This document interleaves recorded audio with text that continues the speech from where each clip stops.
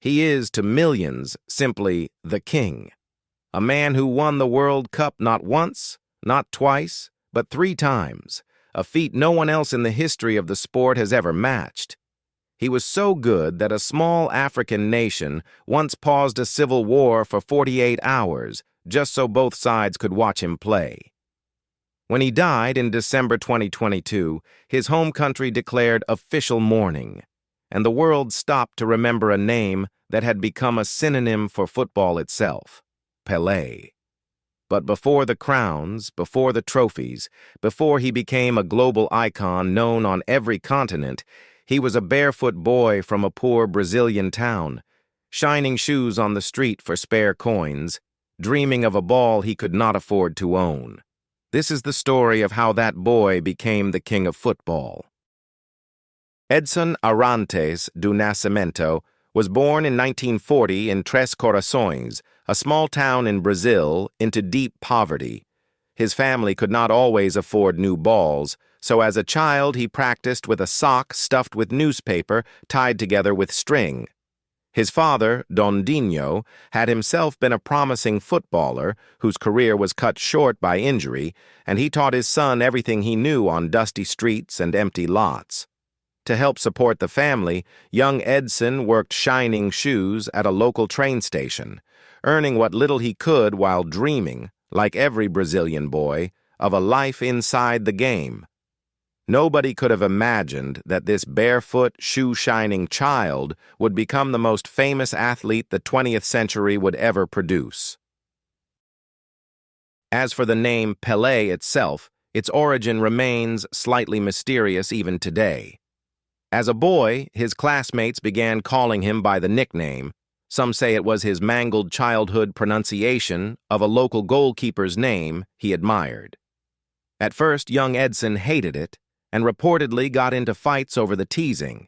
He could not have known that this small, almost meaningless schoolyard nickname would one day become one of the most recognized words on the entire planet, spoken in every language, needing no explanation, no surname, no introduction. Just Pelé. His extraordinary talent was impossible to hide for long. At just 15 years old, Pelé signed for Santos, a football club in a modest Brazilian coastal city. Almost immediately, it was clear the club had found something extraordinary. Within a year, still a teenager, he was called up to the senior Brazilian national team. His timing, his vision, his explosive finishing, and his fearless creativity made him look like a man playing among boys, even though it was often the reverse. A boy playing among grown men. Santos, once an unremarkable club, would soon become world famous purely because of the teenager wearing their shirt.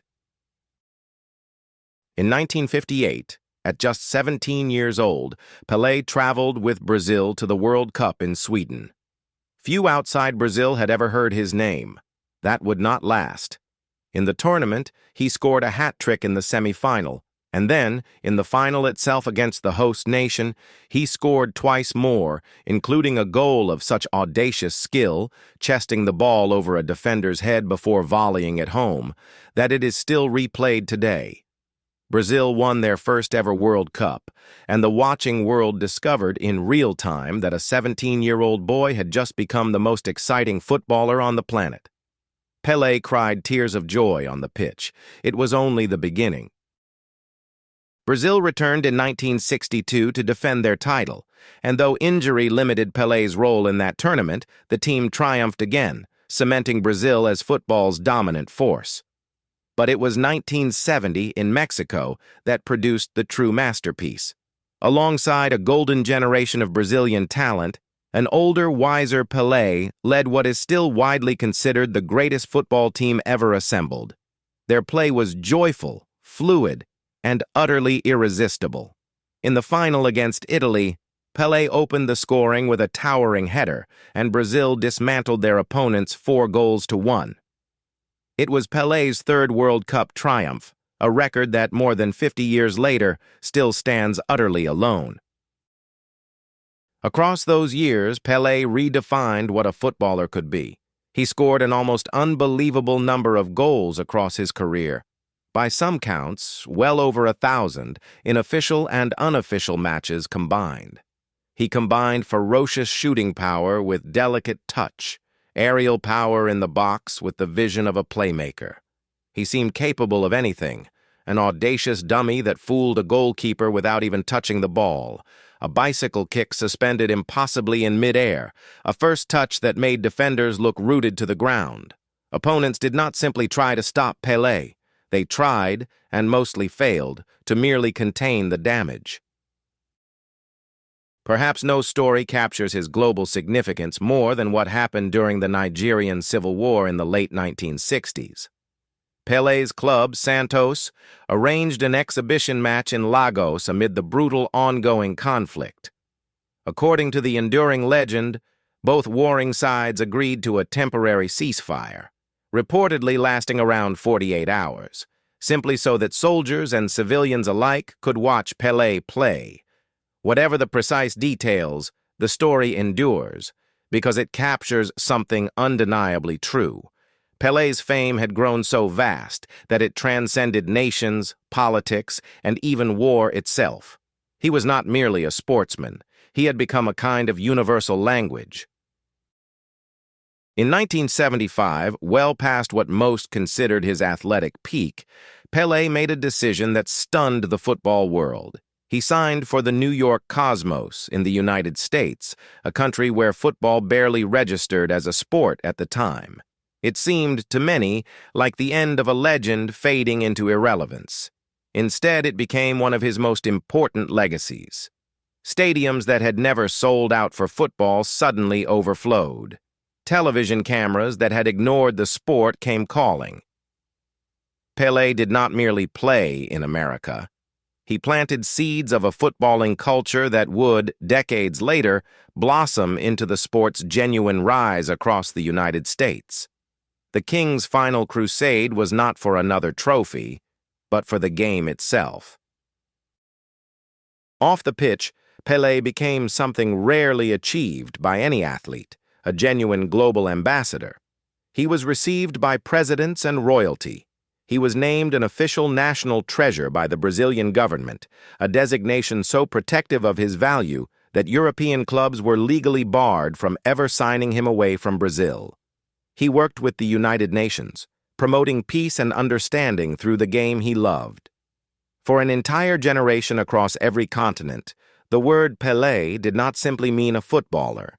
It meant excellence itself, joy itself, the very best that sport could offer a fractured world. In his later years, Pelé battled declining health, including a long fight with colon cancer. Even then, his public appearances, however brief, drew reverence from fans and fellow legends alike, all of them aware they were in the presence of something historic. On the 29th of December 2022, Pelé passed away at the age of 82. Brazil declared official mourning. Tributes poured in from presidents, from rival legends, from every corner of a sport he had helped shape into a global religion. Stadiums around the world observed moments of silence. The king had died, but the game he had spent a lifetime elevating would never be the same because he had lived. Pelé's legacy is almost impossible to overstate. 3 World Cups, a record that may never be equaled. A career of goals and moments of genius that shaped the very idea of what football could be. But beyond the statistics, he gave the world something rarer. Proof that a barefoot boy shining shoes for coins could rise, through pure talent and joy, to become one of the most beloved human beings on earth. He carried a nation's flag, paused a war, and introduced an entire continent to the game he loved. There have been many great footballers since, and there will be many more to come. But there will only ever be one king. This has been the Football Oracle. If you enjoyed this story, subscribe. There are many more still to tell. Thank you for watching.